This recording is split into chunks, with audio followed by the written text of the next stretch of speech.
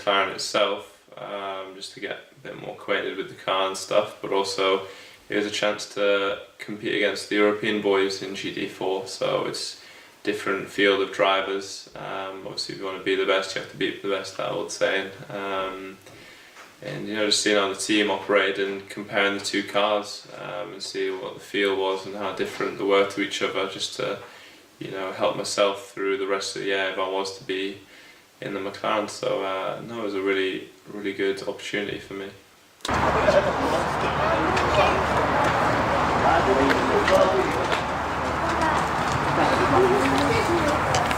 Yeah, you do have to take the role on and you have to be quite confident and positive with the decisions you're making, because at the end of the day, you're the pro driver. You should know what you're talking about. You should know, you know, how to set the car up, how it feels, and what will be best not only for you but for the guy who's driving with you, driving the car with you. So it is quite a bit of responsibility to have, like I say, especially when you're surrounded by people who are a bit older than myself. And but no, I think I play that role quite well, and I think especially on the data, I can, you know, provide a lot of help for the other driver with that, and especially improve techniques, and the time always seems to come down throughout the whole weekend, so I think I do that job quite well.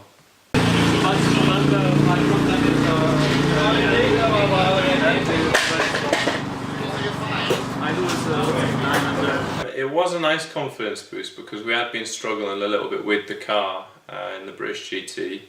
I knew the car was new to into racing in the British GT, but in this team, you know, I had a lot more time to get acquainted with it and get it set up. So it was nice to feel what the car could actually do and how it could perform at its best. And yeah, it was nice to be at the front of the grid, especially in qualifying, because in the British GT, obviously we've got the GT3s that sit in front of us on the grid at the start of the race. So it was actually really nice to be stood on the grid at the actual front of it. That was a really nice change for me, and I really enjoyed that as well.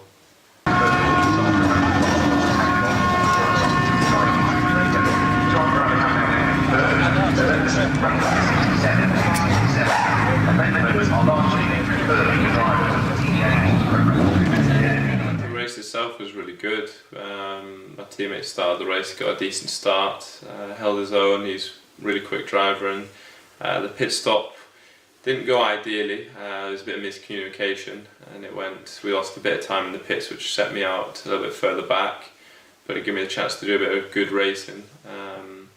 And the McLaren's really good for attacking other cars with, so I was really enjoying that, and you know, another good challenge. So got myself right back up at the front end.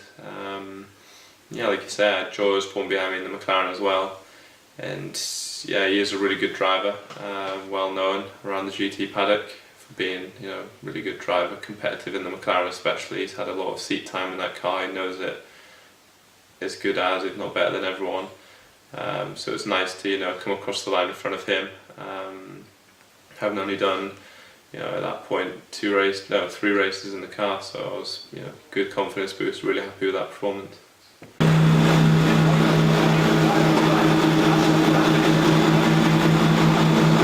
Yeah, it was really, I really enjoyed that race. It was competitive throughout, and I was always in among cars, which I really enjoy. And again, it's one of the rare chances I get to actually start a race.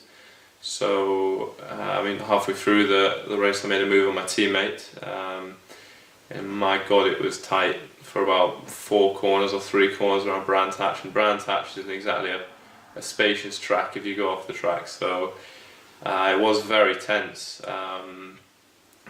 But once I made the move stick, it was really good feeling, really good feeling. It's a shame the commentary guy got my name wrong, but it did make for some good footage on the TV, and no, it was a special move for me. It was probably one of the best overtaking maneuvers I've done, and it was all complete clean as well, no contact throughout the whole thing, and we eventually finished the race pretty strong as well, before handing the car over to my teammate.